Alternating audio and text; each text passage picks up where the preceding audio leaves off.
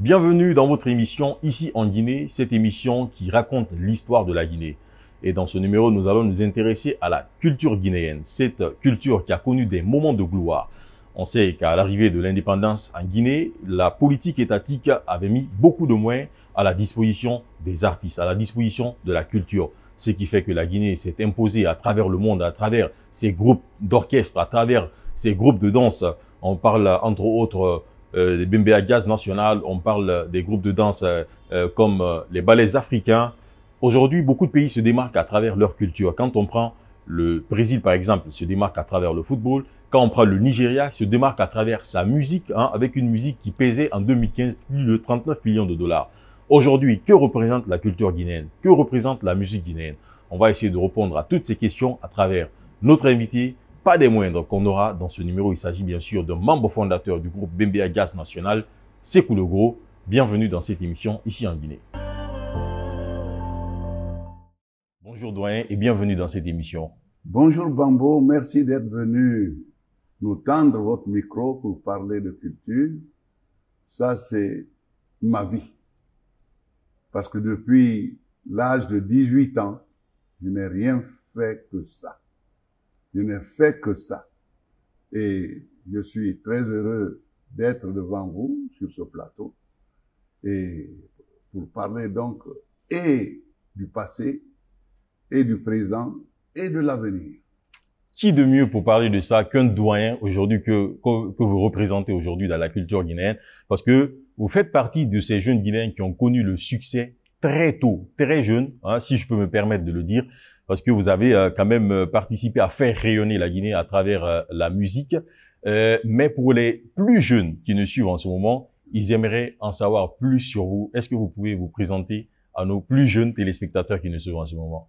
Oui, merci beaucoup. Je suis, comme tu l'as dit, Kamara Sékou Logro, né le 3 mai 1939 à Massanta, et j'ai grandi donc dans cette préfecture jusqu'à l'âge de 13 ans, et j'ai quitté Massanta pour Kindia, où nous avons été, disons, orientés au centre d'apprentissage de Kindia, et ensuite au cours normal. Et après avoir choisi d'être enseignant, je suis retourné à Massanta comme secrétaire à l'inspection d'académie qui a été créée en 1958 après l'accession du pays à l'indépendance. Donc, depuis lors, je suis engagé dans l'État guinéen, au service de l'État guinéen, pour servir le pays dans les domaines et politiques, sociaux et culturels. D'accord. Est-ce que vous pouvez nous parler de déjà votre premier contact avec la musique? Est-ce que c'était pour faire partir d'un orchestre en ce moment? Est-ce que c'était un engagement politique ou plutôt il fallait être passionné de musique déjà? Parce que, voilà, je pose cette question. On va commencer par là avant de parler de la structuration politique culturelle de l'après-indépendance. Oui. Quel a été votre premier pas dans la musique? Comme je le disais, est-ce que c'était un engagement politique ou plutôt, voilà, il fallait suivre sa passion? J'ai grandi au contact de mes oncles, de mes aînés de l'époque, qui étaient très, très, très culturels. C'était tous des ponticards. Entendez des élèves de l'école William Ponty. Je veux parler de Mori Kamara, mon oncle, et je veux parler de Keita Fodeba, qui très tôt a dominé notre enfance par les disques qu'il avait faits, et par ses poésies, par les poèmes qu'il écrivait. Et mon père, étant un ancien militaire, amenait à chaque permission, entendez vacances, il amenait donc un phono et des disques de Keita Fodeba. Donc moi j'ai été bercé par cet univers. Et chaque fois, mes amis et moi, quand on me rendait visite, je mettais les disques de Keita Fodeba, il y avait ses poèmes, il y avait les chansons de l'époque, Et vraiment, vraiment, j'ai grandi au son de cette musique. Mon oncle Mori Camara, comme tous ses camarades, je veux parler de Mfamara Keita de Kilia, qui a été ministre du Concouré, et je veux parler et des autres, ils avaient tous un instrument de musique à l'époque. Mori, par exemple, avait un accordéon, et Mfamara avait son banjo, et Damantan Kamara, qui a été le premier président de l'Assemblée nationale, avait un saxo, ainsi de suite. Donc, c'est vous dire que j'ai eu la chance très tôt d'être au contact de la musique. Eux, ils jouaient à leur moment de loisir, les week-ends, et ils animaient les bals les samedis à Massanta. Et nous, évidemment, nous étions autour d'eux pour faire les petits travaux d'aménagement des salles, et ainsi de suite. Vous voyez l'univers dans lequel j'ai grandi. Donc, je rends hommage à ces aînés aujourd'hui, qui pour la plupart ne sont plus de ce monde, et que Dieu leur accorde le paradis. Amen. Donc, je leur dois l'inspiration que j'ai eue de m'engager dans la musique quand Ahmed Sékou Touré a donné l'ordre par la volonté politique qu'il a eue de ne plus entendre dans ce pays des chansons françaises et des danses françaises. Parce que nous avons une culture riche avec un folklore très diversifié au niveau des 4 régions naturelles. Et donc, il a dit, l'indépendance acquise, nous sommes souverains. Eh bien, montrons que nous sommes souverains, qu'on peut se passer de la culture des autres, que nous pouvons mettre en valeur nos danses du terroir, qu'on peut mettre en valeur les chansons de nos régions, qu'on peut mettre en valeur tout ce que nous avons comme mode d'amusement. Aujourd'hui, il y a une question de remise. Bon, il y a une problématique de remise en question parce qu'il y a d'autres influences aujourd'hui sur notre culture, même si elle n'est pas perceptible directement. Il faut quand même beaucoup observer pour savoir qu'il y a assez d'influence sur nos cultures. On peut le remarquer dans les mariages, on peut le remarquer par les musiques écoutées à travers les jeunes. Et puisque vous parlez du temps d'Ahmed Sékou Touré, la culture guinéenne a existé bien avant l'indépendance. Mais après l'indépendance, on comprend quand même à travers l'histoire qu'on nous raconte qu'il y avait une grande politique culturelle bien structurée en place. Qu'est-ce que vous pouvez nous parler de cette politique culturelle qui a permis à la Guinée de se hisser haut à travers sa culture? Merci de cette question. Dès après la proclamation de l'indépendance, il fallait d'abord organiser comment on appelle ça, le bal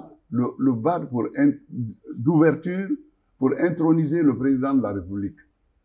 Le président de la République, le 2 octobre, a voulu danser au son d'un orchestre, disons, moderne. Les orchestres modernes qui étaient à Conakry à l'époque ne jouaient que de la musique française. Il y avait Harmonie Jazz, Harlem Jazz, il y avait la symphonie, Jovial Symphonie, que dirigeaient les doyens qui ne sont plus de ce monde, Kreti et Tambourine par exemple. Lui, il a grandi, les Sanoussi. Donc, tout ceci avait des orchestres. Mais Ahmed Sékou Touré a dit, je ne danserai pas au son de vos musiques parce que je suis désormais indépendant. Et nous allons danser au son de la musique africaine, notre folklore. À l'époque, notre folklore n'étant pas prêt, il a demandé à Kwame Nkrumah d'envoyer l'orchestre du Ghana, le Tempos Band. Le Tempos Band qui est venu parce que eux, indépendants depuis 57, ils ont eu le temps de lancer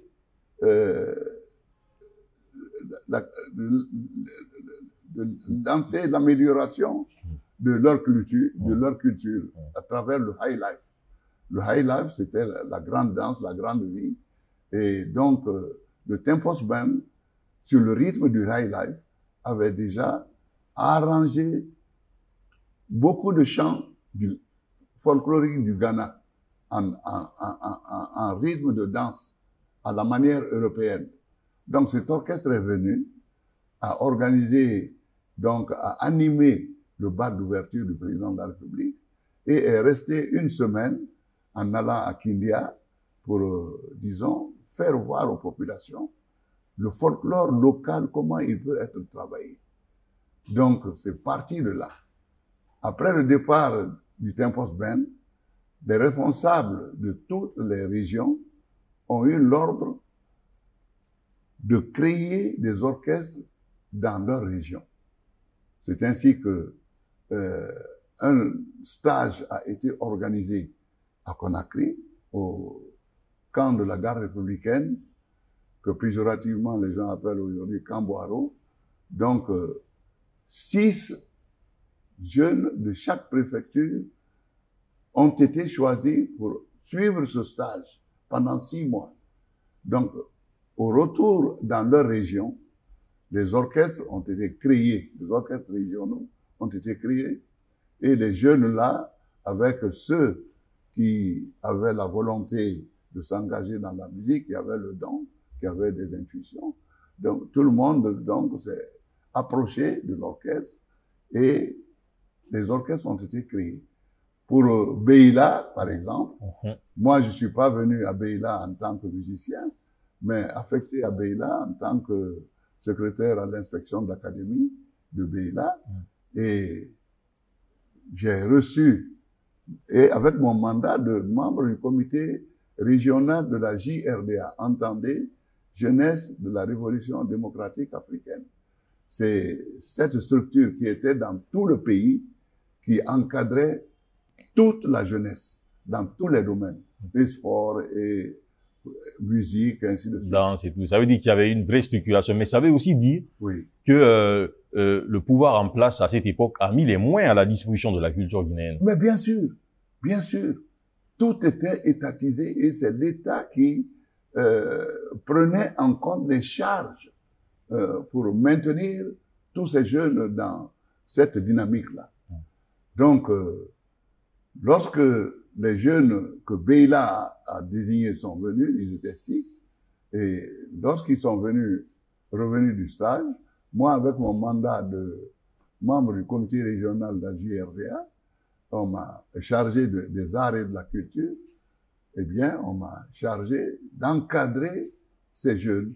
C'est ainsi que je me suis retrouvé avec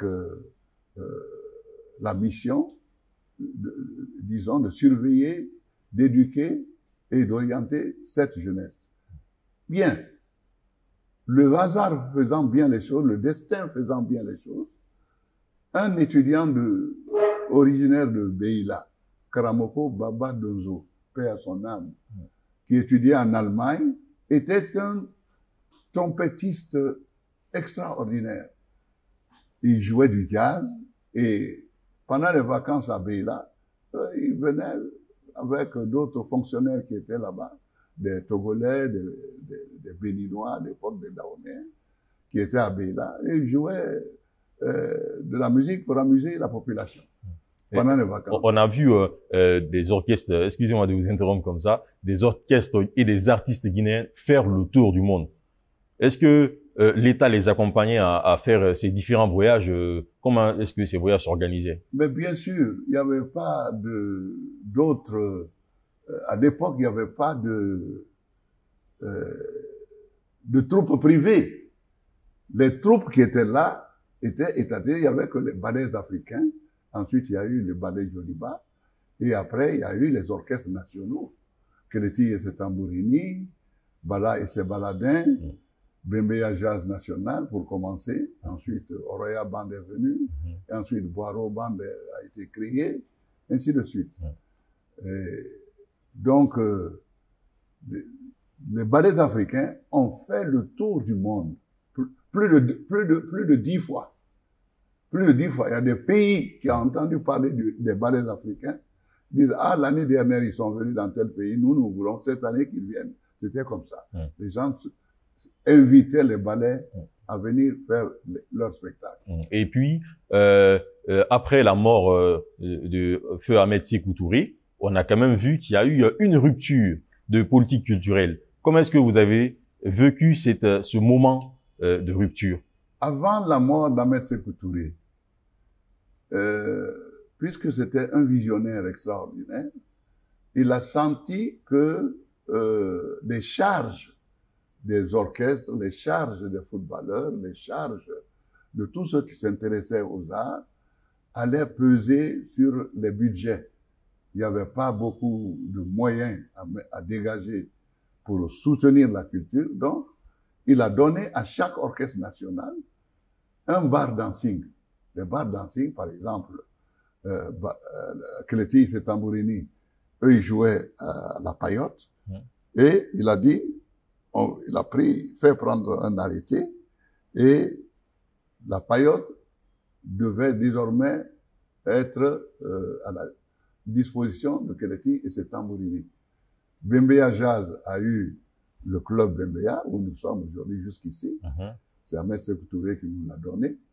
Et ensuite, Oreya Band a eu le siège, là où il y a le BGDA, et ce qui a fait couler beaucoup d'encre avec des responsables politiques de l'époque. Et ensuite, disons, Oreya Band a eu ce club de la minière. Le club de la minière, donc aujourd'hui c'est le BGDA qui est là-bas, et le Oreya Band n'a plus de dancing. Justement. Donc l'État trouve un dancing parce que nous avons l'idée de demander au gouvernement de la transition de réveiller encore la politique culturelle d'hier. Ça veut dire que après que Sékou Touré ait structuré la culture guinéenne ou la musique, les orchestres guinéens de cette manière, c'est-à-dire en quelque sorte leur accorder leur indépendance en leur attribuant des dancings, des sièges, si on peut le dire comme ça. Mais cela n'a pas été suivi avec le régime libéral qui est venu après. Oui. On a eu l'impression, en fait, quand on fait quand on regarde dans le rétroviseur, on a l'impression quand même que la culture a été totalement abandonnée en Guinée. Quand Ahmed Sékou Touré est mort, le président Ahmed Sékou Touré est mort, paix à son âme, eh bien, nous nous sommes trouvés presque orphelins. Nous nous sommes trouvés orphelins parce que les responsables militaires qui sont venus, ils disent, le premier mot a été, on a assez dansé, on a assez chanté. Maintenant, on va faire le développement. Donc, ça a été le mot des responsables qui sont venus au pouvoir à cette époque. Mais on a oublié que la culture même fait partie du développement. Ça, ils ne savaient pas, eux, ils ne savaient pas cela. Donc, quand ils ont dit ça, ben moi, j'ai réuni les amis du BMBA, j'ai dit, vous avez entendu les responsables militaires qui sont là, ils n'auront plus notre temps. Donc, on doit s'organiser en entreprise et nous allons créer, disons, des initiatives pour nous prendre en charge. C'est ce qui a été fait et dans cette initiative, moi j'ai créé la première agence privée de spectacle du pays, ASA, agence, voilà. L'ASA, c'était l'agence de spectacle africain. Voilà. Donc, avec cette agence, j'ai organisé des contacts et une tournée du BMBA. La première apparition de BMBA en Europe, en 85, c'est l'ASA qui avait organisé ça avec Giapi Yawara, qui est paix à son âme, qui a inscrit BMBA pour le festival d'Angoulême. Quel est votre regard actuel sur la culture guinéenne? Bien, je félicite les jeunes qui ont osé, disons, remplir un vide qui s'était créé après la mort du président Ahmed Sékou Touré et la décision de la Deuxième République de ne plus s'occuper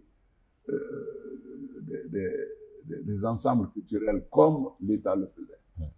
Donc, des jeunes donc qui se sont engagés pour, disons, mettre en valeur quand même notre culture, pour occuper, pour qu'il n'y ait pas de vide.